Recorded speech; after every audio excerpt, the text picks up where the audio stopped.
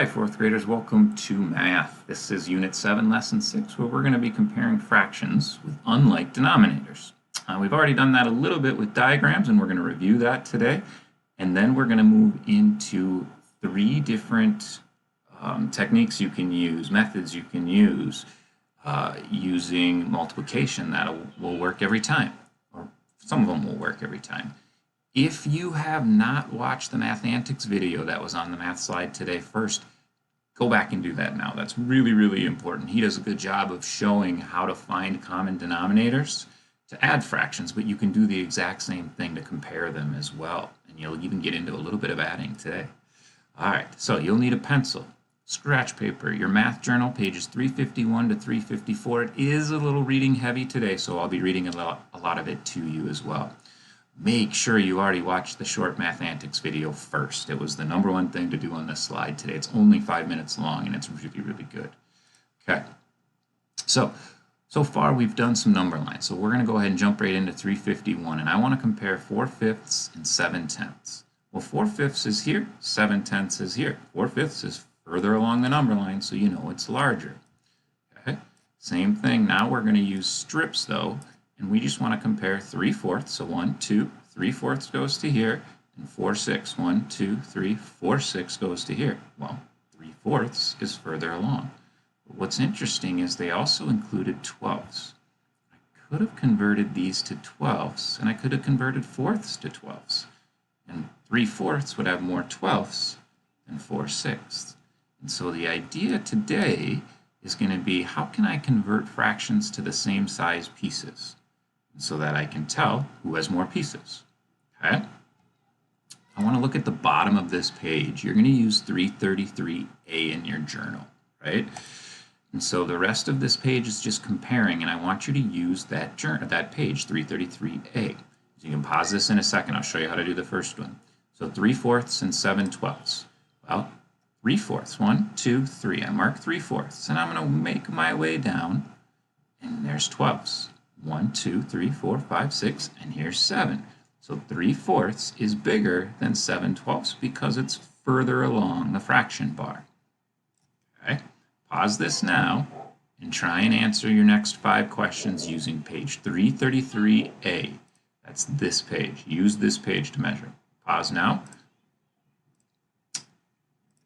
All right, and what you should have found is, checking your work, we had one that was equal in there, and the rest there was one that was larger than the others. Okay. Now, we're going to be able to get fractions like this and be able to tell how one is bigger than the other now, even though they don't have the same size denominator. So their pieces are different, and they have different amounts of pieces. Okay, so we're going to figure out 3 methods to figure out each of these problems. So the first one on page 352, I'm going to read some of this, but I'm not going to read everything to you. Okay? I think some of it I'm going to show you the work instead. So we're going to compare fractions using common denominators. Okay? The first method, that common denominator, is really important. All that means is we got to get the fractions to the same denominator so they have the same size pieces. So the first one says one denominator is a factor of the other. Use the greater denominator as the common denominator. So if you have 3/5 and 5/10, we know that 5ths, we can just double it and make it 10ths. And so if we turn both fractions into 10ths, it becomes much easier to compare them. So 3/5 is really the same as 6/10 because I multiplied the top and the bottom by 2. That's all that is multiplying by 1 whole, right? 2 over 2.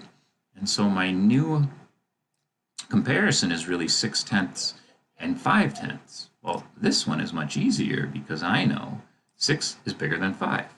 So 6/10 is greater than 5/10. Well, 6/10 is the same as 3/5, so now 3/5 is going to be equal to 5/10. This strategy is great because it's simple. All I have to do is change one fraction. In this case, it was 3/5, but it doesn't work every time. So you want to try and figure that out. Oftentimes, it's just a quick doubling of the denominator and the numerator to match, in this case, 5/10. Doesn't work every time. This one does though, however. So case 2 says the only number that is a factor of both denominators is 1. So use the product of the denominators as a common denominator. And so sometimes the easiest way to do this is to simply change both of the fractions so they have the same denominator. So if you have 5/8 and 4/5, we're going to use what the guy did in the Math Antics video for this, right? Where you're going to take 5/8 and multiply it by 5/5, and you're going to take 4/5 and multiply it by 8/8. Remember, 8/8 is 1, 5/5 is 1 whole. So I'm not changing the value. My new fractions are going to come 25/40 and 32/40. Well, then it just becomes, oh, 32 is more than 25. What you may have also heard of this is called cross multiplying. And so there's a shortcut to this, right? So if I'm trying to compare my fractions in red, 5/8 and 4/5, one trick that you can do is just say, like they did up here, my new denominator is going to just be 8 times 5. You always multiply the two denominators. So 8 times 5 is 40. So both of my fractions are going to be 40. Well, then all I have to do is cross multiply. So I take my denominator of 8 and multiply it by my numerator of 4 in my other fraction. So 8 times 4 gives me 32. 5 times 5 is 25. So my new fractions are 25/40 and 32/40, just like up above. Well, all I did was multiply it by 8/8. That's 1. And all I did was multiply by 5/5. That's 1 as well. So I know that that has to be that 32/40 is bigger than 25/40, or 4/5 is bigger than 5/8. Let's look at one more, because I think that's a little bit tricky, but once you get it and get some practice with it, it comes super quick and easy. So if I were to compare 2/3 and 5/7, I'm going to multiply 3 times 7, 21, and 21.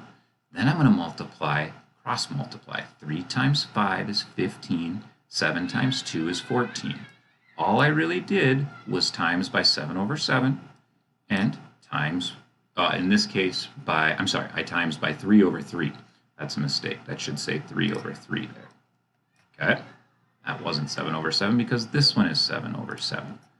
So this one I multiplied by 3/3. So because I cross multiplied, 7 times 2 is 14, 3 times 5 is 15. Now whatever your numerator is, whichever one has a bigger numerator, in this case it's 15, so 5/7 is my bigger fraction. So there's a trick to this, right? Just cross multiply, and whatever one is the bigger numerator is going to be the bigger fraction. The good thing with this is it works every single time. If that didn't make sense and you need to go rewatch it again, rewind a little bit and see if you can check it out and see if it makes sense the second time around. We're also going to get a little more practice. Another thing you could do is finding a factor that both of them fit into. I could do 8 times 12, but that's going to give me a large number, and then I could cross multiply. And that's okay if you don't mind working with big numbers. But there's one other thing that you could do. You can find another common multiple, okay?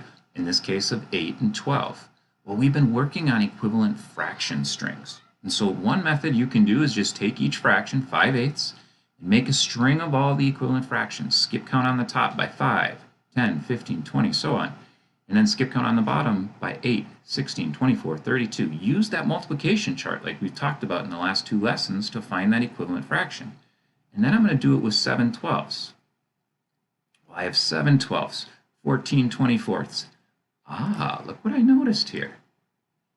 24ths and 24ths. Well, now I have 2 common denominators, so my pieces are the same size. 15 is more than 14, so 5/8 is the bigger fraction. So these equivalent fraction chains will help you as well. You just got to go until I stopped here because I saw I had 24ths. I didn't need to go any further. And you'll get good using this at recognizing, oh, 8ths is going to get to 24, 12 can get to 24. You don't need to do all these, but it's okay that you did. Okay, now let's go ahead and get some practice with this, and then we'll get some work time with it as well. So let's start with the first one, 3/5 and 2/3. Well, what I did is I just multiplied them together again and did that cross multiplying, so you can see the work down here. Well, I did 5 times 3 was 15, so my new fraction is in 15ths. 5 times 2, 10, so 10 15ths, 3 times 3 was 9. So my new fractions that I'm comparing is 9 15ths to 10 15ths. So this tells me 10 is bigger than 9, so 2/3 is greater than 3/5. What do you notice about 10/12 and 5/6? Hopefully you can see you could just double this and turn it into your two new fractions. 5/6 is the same as 10/12. 10/12 is 10/12. They're the exact same. And now 3/4 and 8/10. I look at that one. I'm going to use that same method that I did for the first one. Do that cross multiplying, right? My new denominator is going to be 40 because 4 times 10 is 40. Well, 4 times 8 got me to 32. 10 times 3 gets me to 30. 32 is bigger than 30. So 32/40 is bigger than 30/40, which means 8/10 is the larger fraction. All right, pause the video now. Try and figure out 12, 13, and 14. Hint, see if you can figure out how to change 4/5 into hundredths. Okay. Pause it now and do that.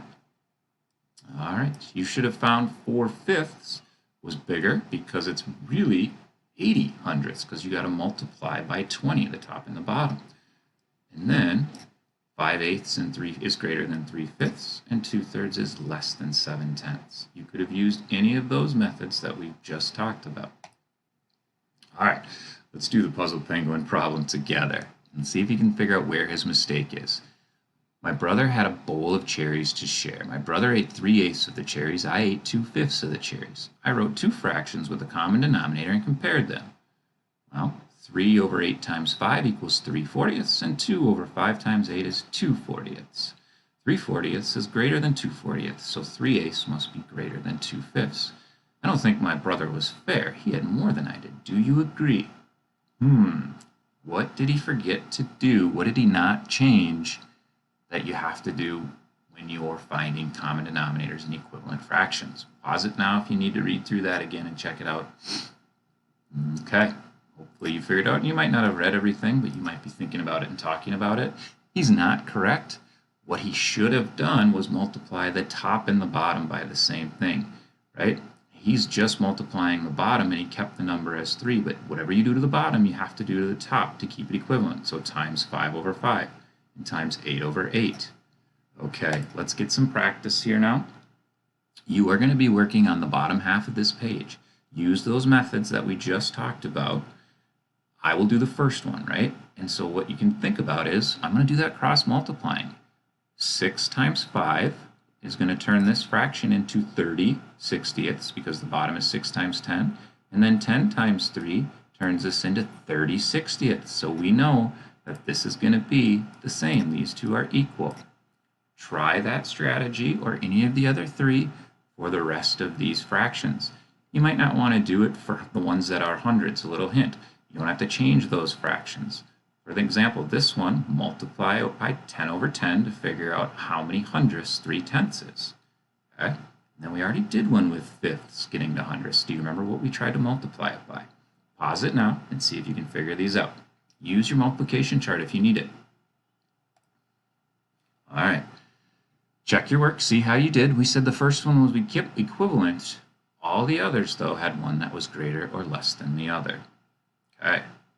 The next thing that you're going to be working on is word problems. So the first problem says Alexi and Christy are painting a fence around their garden. Alexi has painted 3/8 of the fence. Christy has painted 5/12. Who has painted more of the fence?